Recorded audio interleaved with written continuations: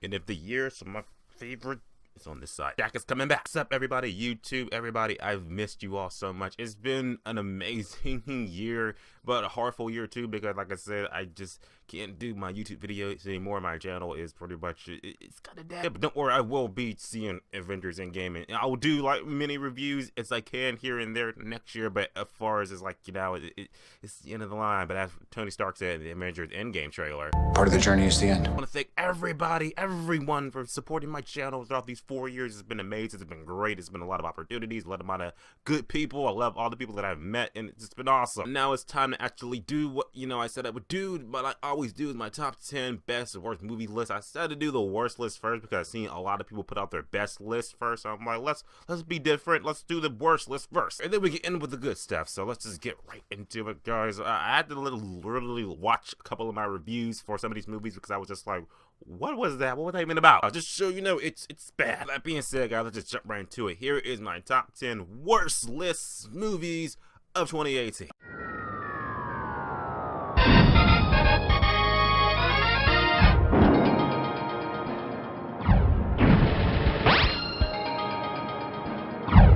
Coming at number 10 for me, it was like, I know it's not a good movie, but it's like, I'm gonna say it's a guilty pleasure movie for me, how I see it in my soul. And that movie is Teen Titans Go to the Movies. I literally had a screening for this on a Saturdays. I was just like, okay, you know, I'll check it out. I know it's going to be shit. Yeah, but there were some elements in the movie that I felt like, just like, in just some recessed dark part in me that's like, I'm kind of enjoying it. There's some things I like, kind of like. I like some of the meta humor in it. There's some things in it that made me chuckle. Kind of was like, oh, yeah, like I secretly like that. One of the movies I was just like, if someone came to me and said like, was that movie good? I'd be like, well, nope, it was not good. I don't suggest you don't see it. Yeah, but that doesn't mean like if it was just like some random Thursday night or whatever, and it just came on Netflix or it was just on, you know, TV or something, I'd be like, if I'm not doing nothing, I could probably just, you know, power through it a little bit. Just guys, I know it's not a good movie by no means. Teen Titans Go to the Movies is not a good movie, but it's just a guilty pleasure movie for me, and that's why it's number 10. So here goes the next movie.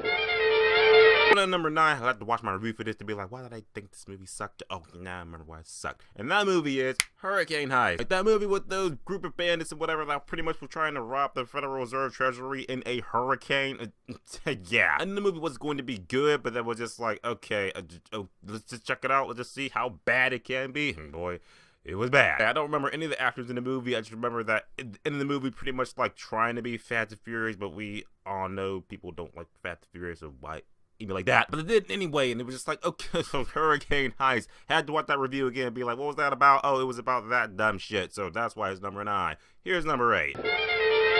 Number 8 for me, this might be like, why is it so low on the list? But don't worry, you'll see the higher shit. But this had to get on the list, and I'm glad it's finally over. And I know a lot of you people are thinking, yeah, I'm glad it's over too. And that movie is 50 Shades Free. I never thought these 50 Shades movies were like, well, I know they're not good, they're not my kind of movies, but I'm just going to say that I'm glad this is the last movie that's coming out for this franchise ever. Don't reboot it or whatever. I still remember seeing the very first one. It was just like, just so hyped up, like, oh, it's one of the most raunchiest books ever. There's sex, more sex. And I just felt like the sex just dropped down. The sex scene just got less sexier with each movie that came out, and this movie's no exception. But yeah, at least when I get drafted in movies, I'm like, well, I just want to see, you know, tits, ass, butts, and stuff like that. And with that in the movie, watch my review for it, and because I'm not watching that shit again. 50 Shades Free. We are free from these 50 Shades movies. That's why that's number 8. So let's get on to number 7.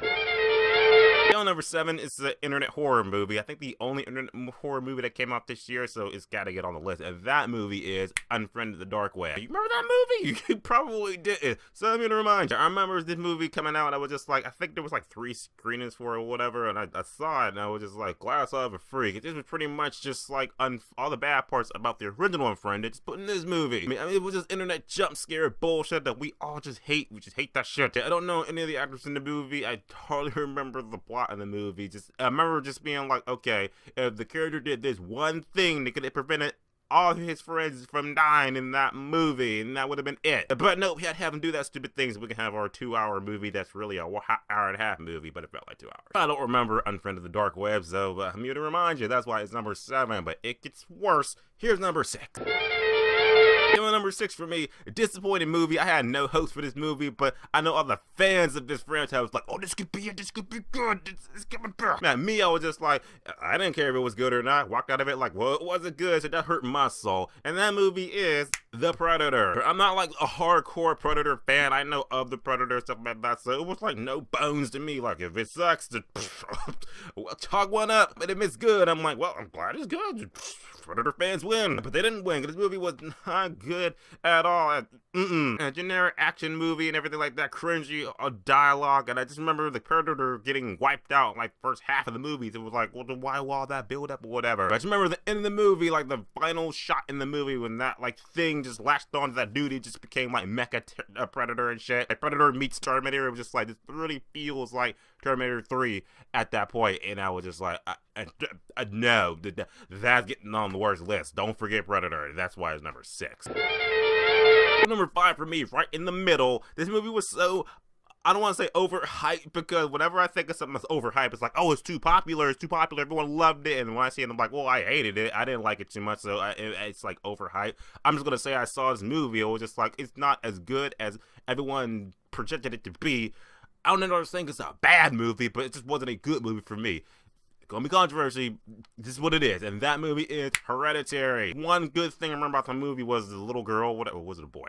The child sticking his head out the window and just got decapitated, and then they showed that, you just saw like his severed head on the side of the road, flies, maggots, covering all up. I was just like, okay, up to this point, it was kind of slow, kind of dragging, but now like, okay, this is what we're getting, then this could be good down the road. Let's see where it goes. So it didn't go anywhere for me. I was just like, this is like, it's not the scariest movie ever. It's not like one of those psychological movies. It's one of the movies that reminded me of I'm not gonna get into it. I'm not, because I know people that love this movie, and the people that was like, this is like the best movie ever. This is on my top 10 best list. Why is it on your worst list? That's how it goes for me. Hereditary was just, that's why I didn't do a review for it. I was just like, it's, for me, it was too overhyped, big, but I can appreciate people liking it. If they liked it, that's awesome, that's great. Me, because I didn't see it, I saw it like maybe like that weekend or whatever, maybe a week after it came out, and it was just like, it's so good, it's the scariest movie ever, I can't sleep, I just love this movie so much. I'm just like, is it really that good? I hope it's that good, because I want good horror movies to come out, and then I saw it, I was just like, I was kind of disappointed, because it wasn't as good, and I saw it with my brother too, we both looked at each other like, this wasn't as good as people were making it out to be, so that's just what it is. So let's get right to it. Hereditary is number 5, here are the top 4 worst movies I saw this year. Number 4 for me, just literally got done watching this review for it to remember like why I didn't like it, and that movie is Happy Time Murders. This is a movie that could have been like the 2018 Sausage Party, because a bunch of talking puppets that are all raunchy and everything, they're swearing, crack cocaine, sex, drugs, all that stuff. I was like, this could be funny. Melissa McCarthy, she has a phone in, yeah, right? Like, oh, she did in this movie, she didn't give a fuck, so why should I give a fuck? It was one movie I was just like, this could have been so good, but it was just like, no, it just started going down the drain, because the jokes didn't land, the humor was stale. I just remember the gimmick of talking puppets being raunchy and stuff like that was good in the first 5 minutes, but after you've got adjusted to the world that what it is, you're just like, okay, I'm comfortable with it, so it's no longer a surprise. It means no longer like, oh, I can't believe he did that, I can't believe she did that. It's just like, oh, okay. It could have been anything, could have been talking dogs or whatever, it wouldn't have been it was just gimmick. The puppets being raunchy and everything like that was just a gimmick to get you into the movie theater, and it worked because it made money. And I don't think there'll be a sequel or whatever, it was just like, I've seen better buddy cop movies out there, and you took the puppet element out of it, it would have been no different. So that's why Happy Time Murder is number 4. Here are the top 3 movies that are just shit. I'm going to breeze right through 3 and 2, because I didn't do a review for either one of these. Maybe for number 3, but I'm not going to watch it back. So I'm just going to say what number 3 is, just get right to it. That movie was Traffic. I can't hardly remember the movie. I just remember it was like a break-in movie, something like that. I think Omar Epps was in that movie. I can't quite remember. I just remember seeing it. It was just like, oh, okay, this was... I cannot remember this movie. I really can't. I'm not going to try to. That's why number 3. Let's get to number 2.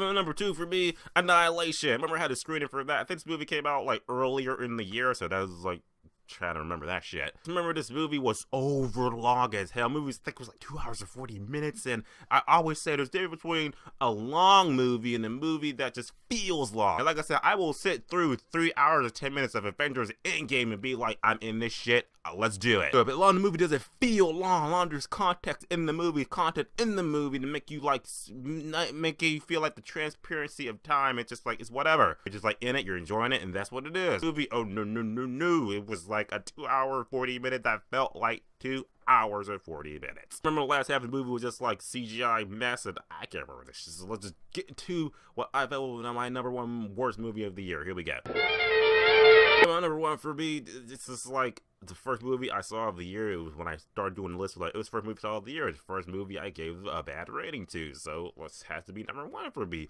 And that movie is Insidious: The Last Key. I hope they stop making these Insidious movies, because The Last Key needs to be the last movie, but there's going to be a sequel. I remember there was a time where the Insidious movies were actually good, and I was just like, okay, this could be the core, like, you know, the cornerstone of supernatural horror movies, and then it just got worse and worse. Another thing more I could say about this movie that I haven't already said in my review, whatever, so I don't want to sound redundant, but that was my worst movie I saw this year. You've probably seen a worse movies, so if you have, in the comments, let me know what was your, like, top 10 worst movies you saw this year. That was mine. You might agree with it, you might not agree with it. Might be some movies you're like, oh yeah, that movie should have been on there. You're another, you might be like, well, why wasn't this movie on there? So whatever your top 10 worst movie list is, put in the comments and let me know. Let's just talk about it, because it's in the year, and this will be talking about top 10 best and worst list movies. But up next is my top 10 best movie. This one I can really get into it, because I know all these movies and I love all these movies. This is my passion, so that's coming next, and I can't wait for that one. As always, guys, subscribe. Until next time. Here they come.